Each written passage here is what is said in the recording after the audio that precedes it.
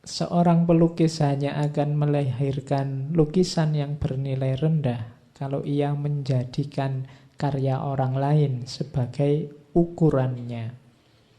Jadi kalau ini, nah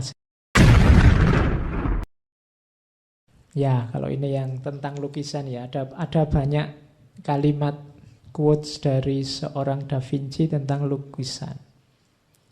Dia membandingkan lukisan dengan puisi. Lukisan adalah puisi yang diam, dan puisi adalah lukisan yang buta. Lukisan adalah puisi yang terlihat tapi tidak terdengar. Puisi adalah lukisan yang terdengar tapi tidak terlihat. Dua-duanya setara. Da Vinci ini dikenal sebagai tokoh yang mampu memadukan tiga hal: filsafat, ilmu pengetahuan, dan seni.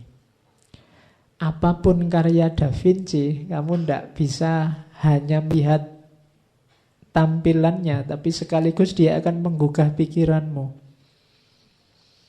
untuk menafsir. Kamu lihat gambarnya Mona Lisa, itu nanti kepalamu bunyi macam-macam.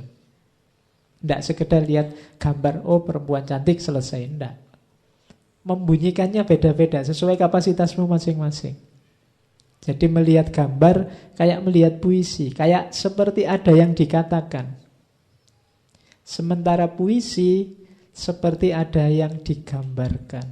Ketika kamu baca puisi, muncul gambaran-gambaran di kepalamu. Jadi katanya Da Vinci, puisi itu kayak lukisan, meskipun tidak ada gambarnya. Lukisan itu seperti puisi, meskipun tidak ada suaranya. Dan puisi dan lukisan itu luar biasa. Kamu mungkin nulis agak susah, mengekspresikan keinginanmu dalam tulisan utuh agak susah, tapi kalau dalam puisi mungkin lebih mudah. Atau dalam lukisan, kan ada lukisan itu coraknya ekspresionis. Entah kamu nyoret apa, yang penting mengekspresikan jiwamu, keinginanmu, gagasanmu, itu bisa. Itu coret-coret itu kadang mana yang tebal, mana yang tipis, nah ekspresionis kan gitu.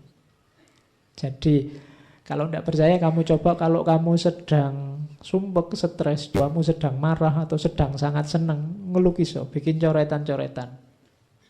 Tidak usah dipikir nanti jadinya gambar apa. Ya insya Allah jelek lah kalau dilihat secara itu. Tapi itu luapan jiwa, itu lebih otentik. Ya, kamu coba. Atau puisi, kalau tidak lukisan ya puisi. Ini bagian dari kecerdasan. Kalau teori otak kanan, otak kiri, bagian dari kecerdasan otak kanan. Hidupkan, misalnya kamu cobalah bikin puisi. Apa yang kamu rasakan, hidupkan dengan puisi. Karena kalau kamu cerita apa adanya secara prosa mungkin agak berat. Tapi kalau puisi bisa. Jadi apalah kamu, satu kata juga tidak masalah. Kan saya pernah ada puisi yang judulnya panjang sekali, tapi isinya cuma satu kata. Jadi judulnya itu malam-malam seorang duda, hujan gerimis, kedinginan, pokoknya panjang terus. Isinya cuma satu kata dan itu pisuan. Itu tok, ini nggak usah tak ucap di sini nanti kamu. Jadi itu saja kan kelihatan mengekspresikan apa yang ada dalam jiwa. Jadi katanya Leonardo da Vinci, lukisan dan puisi dua-duanya mengekspresikan jiwamu. Yang satu terdengar, yang satu terlihat. Kemudian seorang pelukis memiliki alam semesta dalam pikiran dan tangannya. Begitu kamu bisa melukis, dunia ada dalam genggamanmu. Kamu pingin apa? Bisa kamu wujudkan lewat tanganmu. Kalau kamu pintar melukis. Kamu pingin versi dirimu yang ganteng, gambaran dirimu yang ganteng bisa. Kamu pingin jejer sama artis siapa, gambarlah dirimu jejer. Kalau sekarang pakai Photoshop bisa ya. Jadi begitu kamu pintar ngelukis, dunia ada dalam genggamanmu. Alam semesta ada di tanganmu. Katanya Leonardo da Vinci. Oke. Yang tidak pinter ya tidak usah minder. Asal kamu bisa melihat lukisan aja gampang. Kadang-kadang kita itu memahami lukisan kan juga susah. Melihat lukisan, ini lo gambar ropo, gambar kayak gini kok mahal amat, kan kita sering begitu. Ya karena kamu melihatnya dengan mata awam. Yang ngerti seni bisa menangkap. Jadi kalau kamu ingin dianggap ngerti, pura-pura ngerti. Wah, luar biasa lukisan ini.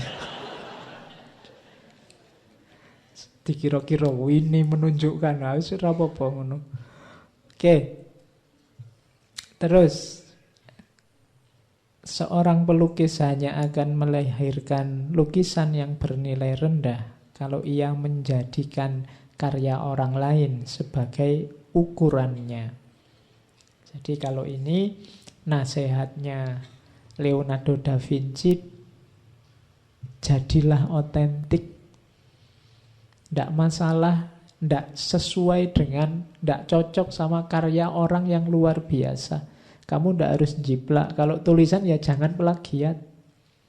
Otentiklah jadi dirimu. Berkaryalah versimu. Sebagus apapun karyamu, kalau hanya niru, apalagi jiplak, levelnya pasti di bawah yang kamu tiru. Tidak mungkin kamu besar dengan itu. Dapat keuntungan mungkin iya, kalau tidak ketahuan. Tapi namamu tidak akan besar dengan itu. Bahkan ada kemungkinan namamu akan hancur gara-gara itu. Jadi jangan jadi peniru. Jadilah yang original, yang otentik, versimu sendiri. Itu nasihatnya Leonardo da Vinci. Oke, nasihat pertama itu. Nasihat kedua, seorang pelukis yang menggambar hanya dengan tangan dan mata, tanpa pikiran, itu seperti satu cermin yang meniru apapun yang diletakkan di hadapannya tanpa menyadari eksistensi barang itu. Jadi ini menurut Leonardo da Vinci, melukis itu tidak cuma keterampilan tangan atau keterampilan mata, tapi juga pikiran harus ikut main. Di situ nanti antara lain letaknya originalitas tadi. Kalau pikiran tidak main, ya hasilnya cuma niru, termasuk niru objeknya. Kalau gambar orang persis orang, itu tidak luar biasa. Makanya kemarin waktu kita filsafat seninya Ismail Farabi yang seni tauhid kan itu. Di mana ciri otentiknya seni Islam? Seni Islam itu tidak senang dengan jiplakan. Kalau hanya persis gitu ya, ngapain kamu ngelukis, gambar, capek, difoto aja selesai. Justru otentiknya lukisan itu kalau ada imajinasi dan akalmu bermain. Jadi kuncinya di situ. Oke.